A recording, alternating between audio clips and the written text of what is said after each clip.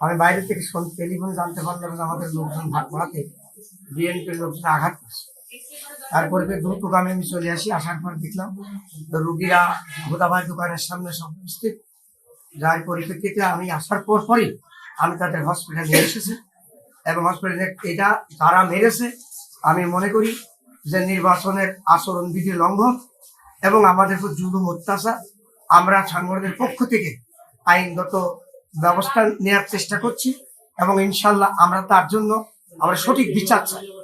কেন এরকম ভাবে অত্যাচার করবে? গণতন্ত্রের অধিকার প্রত্যেকে আছে, ভোট দেওয়ার অধিকার প্রত্যেকে আছে। আমরা আপনাদের কাছে জানাতে চাই যে সরকারকে জানাতে চাই যে আচরণ বিধি লঙ্ঘনের এর ন্যায্য বিচার আমরা চাই।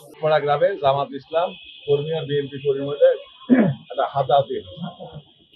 পরে আমি ভাটপাড়ায় খোঁজ দেওয়ার পরে জানতে পারলাম যে এক চায়ের দোকানদার, সে মহিলারা তার দোকানে গেলে কোরআন শরীফ হাতে গিয়ে জামাত ইসলামকে ভোট দেওয়ার শপথ করায়।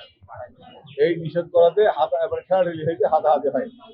পরে আমি ফোন দিয়ে নিষেধ পেলাম যে কোনো রকমের কোনো ঝামেলা হেফাজত করা যাবে না, যেহেতু নির্বাচন আচরণবিধি আমরা লঙ্ঘন করবো না।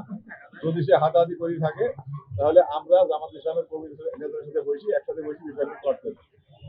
পরবর্তীতে শুনলাম যে যার সাথে ঠেলাঠেলি সে কিছুই না, জামাত ইসলাম অতিরঞ্জিত ভাবে জিয়া চৌধুরী বলে এক বিএনপি কর্মী আছে, সে ওই রাস্তা দিয়ে আসছিল, তাকে মারধর দিয়েছে।